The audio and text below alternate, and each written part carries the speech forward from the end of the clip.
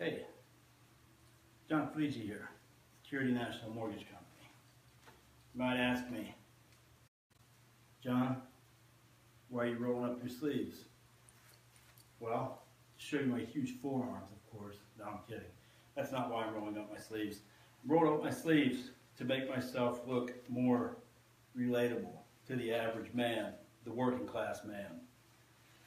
It's kind of like the president, you know, roll up my sleeves, take me more seriously, and listen to me and trust me. So now that I've built that trust for you, let's talk. USDA, FHA, VA. The thing that brings me here to talk right now is actually a USDA loan, because this is one of the most common misperceptions about USDA loans is that you absolutely cannot in 100 million years buy a new primary residence while retaining your current home. Not true. There's a lot of lenders that don't allow this. However, those are lender overlays. That is not the USDA's rules. Now, you have two sets of circumstances here. The USDA says that you are unable to own another primary residence. You cannot, retain your current and then go out and buy a new one, have two homes at the same time, unless the current home is functionally inadequate or structurally unsound. Now, this is a very broad category here, but I will just give you an example of functionally inadequate. Functionally inadequate could be things, it could be a person with a handicap that has, there's too many steps. It's not handicap accessible.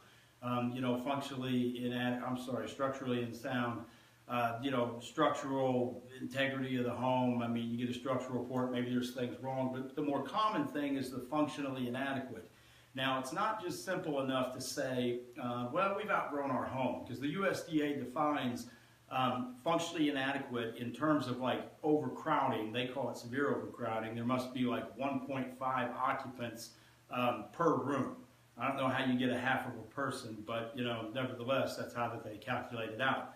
So it works a little bit like this. You have to identify how large the house is, how many occupants are in the home, and of course, that the number of occupants exceeds what the USDA defines as functionally inadequate. Now, another struggle that I've had with USDA and people owning other properties is what happens if you are a real estate investor. Let's just say that you are somebody who owns a number of properties. Maybe you own 1, 2, 3, or 4 properties. And you don't currently live in any of the homes. You actually rent. And so you don't live in those homes as your primary residence, but literally you do own other homes. So then it seems like on the surface this would be outside the realm of approval for USDA rural development loan. Not true. The way that this gets approved is you have to look at this the way that it is. And if you're an individual who makes money off real estate investment and you're currently renting, not living in any of the homes that you are renting out and collecting income off of, as long as you are filing taxes on those homes and doing that in an appropriate way, then those rental properties that you own are actually considered a business. And so by those properties being a business and you not currently owning a primary residence, that falls outside of the guidelines in terms of you owning additional properties. I had a young lady who came to me from Perry and Whitney Waymeyer here recently, QBIC Consulting and Remax Realty. She had been denied with another lending institution on the basis that she already owned 2 other properties and she was not able to buy a new one with USDA. Well, turns out that she can buy another property because, like I said, she does the rental properties as a business. It's a source of income, and so she won't be denied on the grounds of having more than one property.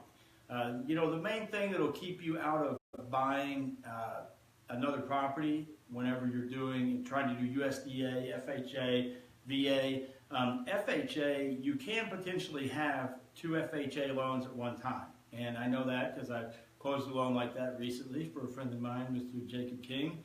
And with USDA, though, they're a little bit different on that. They're not going to let you have 2 of them at the same time. So if you're going to go try and get around the retaining the home and buying a new one, then, you know, you need to not have a USDA loan on the first home. And, you know, so, hey guys, other than that, I guess I'm going to go ahead and get out of here. I'm going to go and try to be like a good husband and everything like that. Go home, cook food, rub my wife's feet, things like that. I'm also going to leave my sleeves up to identify with all you people and everything. I know, you know, I'm just kidding. I'm a working guy too, all right?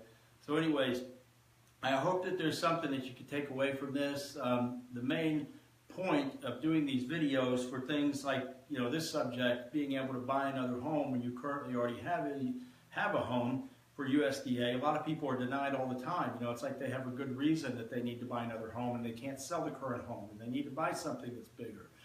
You know, there's a lot of lenders out there that will tell you no at that. And, you know, it seems like that would be the case anywhere you went. Being as one person denies you for a USDA loan, everybody else is going to deny you too. Well, it's not true. So I just tell you this, if you've been shot down for a loan, if you think that maybe it was a little unfair, maybe you'd just like to ask some questions about why. Maybe the lender, the loan officer, whoever you talk to, maybe they weren't, you know, didn't clarify exactly why it was that you were unable to get the loan. Maybe they just gave you a real generic answer. I mean, give me a call, 918-630-1991. Shoot me a message and, you know, ask me the question. I'll give you a full-blown answer because, I mean, look at me. I'm sitting here talking to a camera. I don't even need anybody to have a conversation. If you add somebody in the conversation with me, just think about it. We could go on forever, perpetually, except I got to get home soon, so we would have to cut it off. But still yet, if you got questions, mortgage loans, credit, things like that nature, you feel free to give me a call, 918-630-1991. Or you can call me at the office, 918-286-1226. Or you know what would be really cool is if you sent me a fax, okay? Anybody out there listening to this, my fax number is 918-286-7887. I challenge somebody to send me a fax, okay? Send me a fax. Ask me a question that way. And you know what I'll do? I'll fax you back, all right? Fax machine doesn't get a whole lot of use these days. I don't have any e-fax. I got a real fax machine. A real fax machine. A piece of paper comes out. So you send me a fax, I'm going to get it, okay? And I'm going to put it in my fax box, and I will write you a fax, and I'll fax you back, all right? Answers. Fax me questions, I'll fax you answers. Tell me what other lender does that, okay? John Cleege, Security National Mortgage Company. I'm out of here, guys.